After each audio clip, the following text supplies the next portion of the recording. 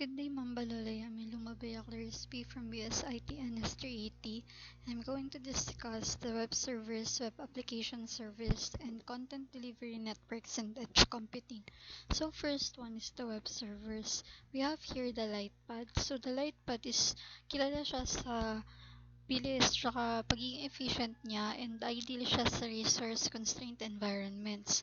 So next is the Open Lightspeed, which is nag-offer siya ng high performance tsaka scalability, and mas ginagamit siya sa mga website na maraming features or busy websites. So next is the Google Cloud Compute Engine. So ito is yung web server niya is nag-offer ng scalability tsaka integration para sa iba't ibang Google Cloud services. So merong types ng web servers. Number one is the Apache. So ito yung ginagamit ng web server na kilala sa pagiging reliable niya. Tapos flexible tsaka extensive and open source para sa community support. So next is the Nginx. So ito daw is mabilis, tsaka efficient, tsaka marunong siya or mas maganda siya sa pag-handle ng mga high volumes ng concurrent connections para maging ideal sa mga modern web applications. So next is the Microsoft IaaS. So, itong Windows system nito is nag-offer naman siya ng integration sa Microsoft Technologies tsaka sa mga Active Directory authentication. So, we have here next the web application servers, which is the first one, the Ruby on Rails. So, ito is popular siya or mas kilala siya sa rapid development tsaka yung pagiging clean code architecture niya. So next is the C#.net. So ito naman is kilala naman siya sa Microsoft framework na nag-offer ng strong typing tsaka developer tools. Next is the Go. So ito yung meron siyang for traction tsaka simplicity lang siya. So simple lang siya, tapos meron siyang efficiency tsaka concurrency features din. So next is the JavaScript or the Node.js, mas familiar sa amin. So this is ginagamit din siya sa mga event-driven or non-blocking I/O for real-time applications. So we have here the clustering and the caching. So in clustering, ginagawa siya sa multiple servers na ina-act as a single unit para makapag-ensure ng high availability tsaka fault tolerance. So si caching naman is i-store siya ng access data dun sa memory para mabawasan or ma-reduce yung database load at tsaka ma-improve niya yung response time dahil sa pagre-reduce niya. So example dito is yung Wildfly, first one, which is ito is open source server na galing sa JBoss, nag-offer siya ng enterprise grade features. So next is the ASP.NET Core. So ito si .NET framework based server is kilala siya para sa performance na madali lang gamitin. Next is the Play framework. So ito is popular framework naman para sa paggawa ng web applications dun sa Java. So kilala siya as a programmer friendly. So next is the Content Delivery Networks or the CDN. So the first one is the centralized management. So dito is yung nagre-renew siya tsaka nagde-deploy ng certificates across dun sa entire CDN network galing sa single location lang. So for its valid automation, nagsistreamline siya ng certificate validation process para mag-reduce ng administrative overhead.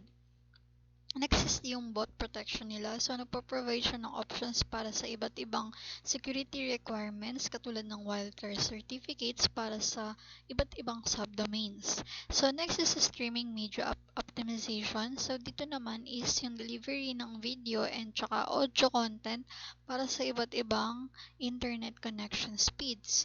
So, next is the dynamic content caching. So, dito naman is nag-generate siya ng server na merong specific configurations para ma-maintain niya yung consistency tsaka yung performance. So next is the edge computing. So the first one here is the IoT. So si IoT is nag-enable ng real-time monitoring tsaka control sa industrial equipment. Nag-optimize din siya ng process para sa pag-predict ng potential failures. Next is the retail and logistics. So, dito is nagfa-facilitate tayo ng data collection tsaka analysis sa iba't ibang sensors na ginagawa across the city. So, enable siya na efficient research management para sa personalized services dun sa mga citizen katulad ng traffic congestion, control, yung waste management, optimization, and etc. So, next is yung healthcare. So, dito naman is nag-enable siya ng real-time inventory management kung saan na-optimize natin yung pagde-deliver ng routes tsaka personalized customer experiences sa stores through targeted promotion and products. So, here is included na yung mga images. So, next one is the augmented reality, the AR and the virtual reality, which is the VR. So, dito is nag-aalaw siya ng faster analysis para sa medical data at the point of care. So, papunta siya sa quicker diagnosis and treatment decisions. So, next is the autonomous vehicle. So, dito is nagbibigay siya ng mas mabilis sa faster decision making tsaka reaction times sa pagpaprocess ng sensor data para magkaroon tayo ng real-time decisions at the edge. So, sa challenges dito is number one is yung standardization. So, naglalak siya ng standardized edge computing platforms na kung saan nakakapag-create siya ng complexity sa pagmamanage siya kapag deploy ng applications sa iba't ibang environments.